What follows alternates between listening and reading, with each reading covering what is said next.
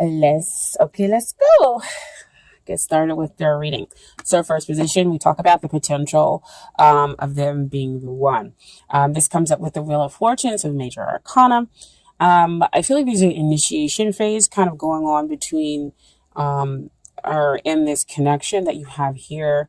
And it's just kind of trying to bring about like a renewal, an expansion, basically. And so it feels really, really kind of uncomfortable. And because they're trying to basically clean house here, with their Wheel of Fortune. And so within this initiation phase that you have going on with this connection, a lot of stuff is kind of coming up. Wheel of Fortune also talks about you learning how to trust the universe, that the best is yet to the best is yet to come. Sorry, couldn't get it out. So while Wheel of Fortune is generally a pretty positive card that comes up, you have the good stuff coming up and the negative stuff coming down. But while that's all happening, it can be a very difficult, uncomfortable phase that's going on here within the connection. It usually does come out to signify soulmates for me, as one of those cards as well. But what we always have to remember is, yes, we do have romantic soulmates, but we also have those romantic partners that come in to kind of help us work out those negative things, those karmic things that are within us, in order to get us ready for a relationship that will be better for us, that will basically renew us and help make us shine, basically. So what we have next is the long-term potential.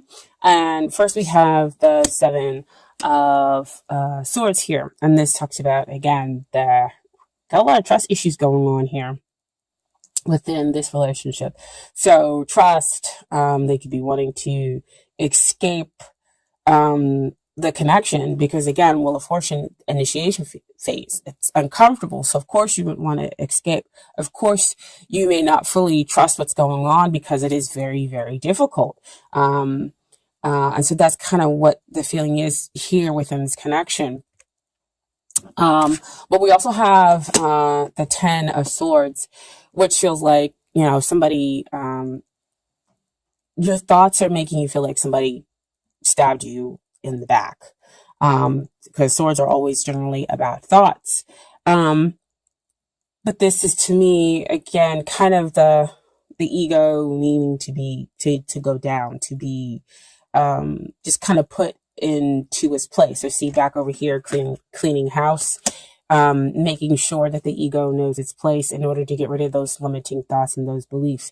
Because with swords, you're believing to be a victim, and that the relationship could possibly be over and ended. But this could be, of course, those thoughts that are going on within your head. So, I'm not going to sugarcoat it. Again, the long-term potential is difficult here, but it can just be a phase in order to bring about better energy for the relationship. Because again, we're going back here to the Wheel of Fortune, which talks about the bad going down and the good coming up. Okay. And so we have to work through that stuff. It has to come to the surface in order for it to go away. Okay. And so the King of Swords comes out as to what is hindering the relationship. And that means that there are emotions that exist deep down. Because I always talk about, air signs have deep emotions. They just sometimes express it in a very kind of callous way, or don't know how to express it at all. And so King of Swords, he's a little too much here, in his logic. And so that's his viewpoint. And so he's not going to express the emotions that need to be expressed. if we're talking about a hindrance. Usually King of Swords, he is a pretty good communicator. But here we're talking about hindrance. It's the communication or the lack thereof that is causing a hindrance here in the connection with this other person. And so again, Wheel of Fortune, cleaning all that stuff out, in order to make the relationship better, bringing that stuff to the surface. So the King of Swords is saying, you need to transform and come out of that logical mind, because I see the butterflies coming up out of his head. Is to transform your mind, to come out of your head and get into line with your emotions. Because you have that emotional depth. You just need to figure out how to express it. The two of you. So that's the energy that's kind of blocking here. But we have what's coming up here, with the Devil card as to the energy that is helping. And again, it can look like one of those very, very negative cards that come out. But again, face it head on. And that is to say, what am I attached to? What are those emotions and thoughts that are attached here that need to come to the surface in order to help the relationship? I also feel that that could also mean, when it comes up into what's helping, is that when the two of you get together, you have very intense, very strong emotions for each other. But because it could be too much in the physical, when you get together with this other person, it could cause, those sensations of, well, I'm not going to be chained to this person emotionally. That's kind of what they're getting, we get together, we have a good time, and yes, we have a connection, but I'm not going to think any more to it. Like, the feelings are over here and that's over there. But yet the connection is incredibly strong. Like, if you two, I see like two people sitting on a sofa saying like, no, we're going to talk about things. Like, we really need to kind of communicate and get the things out there. But then it comes up, here comes that devil. And it's like, well, do you really want to talk, or do we want to do something else? And so you do the other thing, versus going ahead and getting the emotions out there, expressing what the two of you need in the relationship, right? And so the mistrust keeps going, and the one person feeling like, maybe I should just give this up because we're not connecting here. And so what comes out, dear Capricorn, is what you need to work on is the Ace of Cups, is the forgiveness, is the healing, is to basically filling your cup up with unconditional love, because Ace of Cups talks about a pure, this is love. Again, immediate spiritual connection. But like I was saying before, sometimes people come in, who, yes, they are our soulmate. But they kind of help us to work through things, to understand, what we need to let go of, what are the negative habits that we have in our relationships in order to experience happier, healthier relationships. So, they're saying that there is a potential here for love. There's a potential here for healing, and for you to kind of elevate this romance, but you're going to have to take it. You're going to have to go through those cycles. So see, back over again with that Wheel of Fortune, going through the initiation phase and willingly going through the initiation phase. Okay. Because I feel like, again, there's not so much willingness to go through it. So that's what you need to work on. And what they need to work on is the Four of Cups. So Four of Cups are very stable, within their feelings of, they don't want to see it. They don't want to see this cup of love, see, that you're offering, because that's the Ace of Cups being offered down there. And so they're too focused on other things to see that, why I said getting together, two people sitting on a sofa. And it's like, well, we get together and we can talk about the stuff, but let's focus on something else.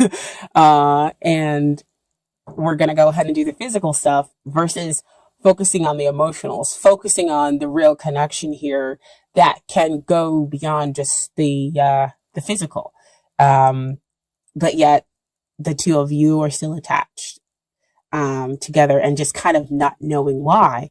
But, the truth is that once they kind of open up their eyes and see the offer of love, see the potential of love that can exist here, then again, we can have the relationship go to another level. We can then kind of end the initiation phase and have a renewal, within the relationship. Okay. And get to a place where we have a much happier, whole relationship. And so what I have as an outcome here, is the Five of Cups. Five of Cups is, coming up to me is changing your perspective on the relationship. Because over here, there are 3 cups that are spilled. So see back over there with that 4 of Cups, those cups are now spilled over. And the person still doesn't see that now they've got another cup being offered behind them. 2 of Cups. 2 of Cups is always a deep emotional connection that is fulfilling. There's that giving and the receiving. That 2 parts are different, yet the same underneath, and able to give and take equitably. Equitably. Using like SAT words here. But given to take, yeah, I'm going to go with equitable. So, so everybody receives exactly what they're supposed to happen. Sorry guys about the phones ring. But this is definitely, emotional sorrow, but needing to change that perspective on that. That's the outcome. And then we have the Nine of Swords to see again back here with the thoughts, where we have great grief and people aren't sleeping at night because, again, we're connecting here on the physical level. I mean, that's what's keeping you two kind of coming back together and remaining attached, but we're communicating our real feelings and emotions. So that's what we have the Nine of Wands being stacked up.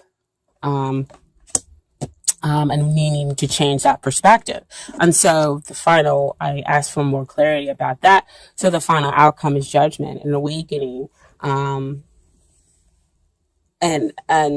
coming to a point where, we can do better, we can ascend, and we can have a renewal within the relationship. It's like they awaken, or the two of you awaken as to how to be able to move forward and realizing that you can have more than just the physical. You realize what's been going on along with that Wheel of Fortune over there. Like I said, with the initiation phase where you're going through stuff, you're fighting and you're resisting the moving forward. You're fighting and resisting talking about your emotions in order to move out of the physical plane, or you're fighting and resisting, that you have a strong spiritual connection with the other person versus something that's just going down here in the physical. That's just, they're giving me like earthly, but I mean, earthly isn't a bad thing. It's just when it's a lower vibration, that's what you want to come out of. And that's when we need to come out of the mistrust. And that's what gets transformed out. That's what gets removed out and ends over there. Okay. So I do have romance angel cards for you guys as well. And they're all very, very interesting. First we come up as free yourself. It's time to take back control of your life. So see again with the Wheel of Fortune, talking about freeing yourself from those mistrust issues, getting rid of those limiting beliefs, communicating, getting those emotions out there, and freeing yourself from just having that physical, intense emotional, relationship. Okay. And then we have children. Your love life is being affected by children. So this can go, a couple of different ways, that maybe you have kids and, it's affecting the communication. Maybe you guys can't get together all the time, and that's why when you get together, it's just about the physical. Or but maybe they have kids, and that's the same thing that's happening. But when the card first came out, I heard childhood issues. That's what's coming up, and that's what we're dealing with, because again, that's that buildup that's been happening, and so they can't communicate with you on an emotional level because they haven't healed that childhood traumas that exist there. And Yeah, they have limited emotional gauges, even though there's a whole bunch of capabilities that exist. There's a strong emotional depth here to the relationship, but you've got to be able to free that, right? And then we also have the codependency. So see, as soon as the children's card came out, because they flip out all over the place with the way I shuffle. Addictions are affecting your romantic life. To see what I was talking about over here, this is a card of helping because it helps to keep the two of you together, where we're just focusing on the physical. But if you're only focusing on the physical, then of course it won't ascend to be a relationship, a stable one in which two people can feel whole unless you move beyond that codependency. And codependency again starts off with childhood issues that we need to get rid of, that need to come out, that the Wheel of Fortune is helping to get rid of. Okay. And so the final card we have for the Romance Angels is you attract love by enjoying this moment fully. So when that card usually comes out to me, that means that we, again, of course, there's negative emotions and feelings that need to come out in order for us to attract and have the relationship that we want. Actually, let me go ahead and read that to you guys.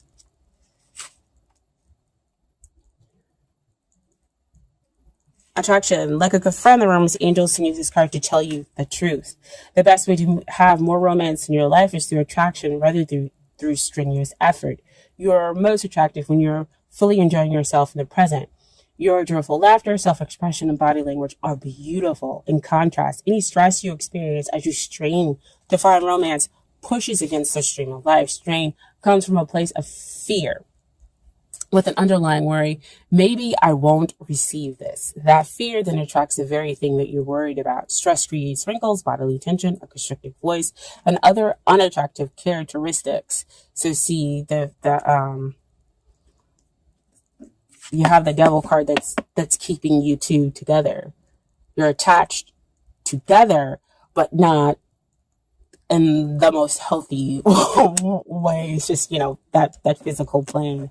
But what needs to come out, it's the hindrance, it's the fear of dealing with the emotions and not being able to communicate those emotions is what they're talking about. So what their advice is, so go smell a rose, fully enjoys this fragrance beauty. Allow yourself simple pleasures that lead to great joy. Affirm frequently that you are loved and lovable. Visualize a wonderful romantic relationship with a great partner. Take excellent care of yourself and follow your inner guidance via the law of attraction. You'll draw romantic love to you through your own attractive nature. So that's just kind of the basis, which I said back over here is what you needed to work on. That Ace of Cups. Attracting, forgiving, that all exists here. She has trust. She has her heart open. She's able to receive and will only attract the best and the highest relationship for her, which also basically go over here with that Wheel of Fortune card. Okay. And then I have some advice from the universe that I pulled for you all. Okay. And first card. I recognize that I have chosen fear and I choose again. I choose love. So back with that Ace of Cups, asking you to choose love, to go through that healing process. And they're also over here choosing fear because they're not choosing love as well. So like I said, you guys are in the same boat here. And then I witness the darkness and call on the light with my prayer. Thank you, universe, for guiding me to perceive this fear through the eyes of the teacher of love. So again, asking you to transform, asking you for to come from a place of love. Love is a much higher vibrational frequency, a connection that we have with somebody else. Okay. I also talked about how we change our perspective in order to get rid of that fear and that sorrow. So you see, that's why I said that that's the outcome for you guys. And thank you, universe, for helping me see beyond the limits of fear. Thank you for expanding my perception so that I can see what is of the highest good, which is what I've been talking about the whole entire reading, and which comes out with a judgment card, having that awakening, having that and realizing the decisions to make the relationship whole. Once you change your perspective, once you come out of your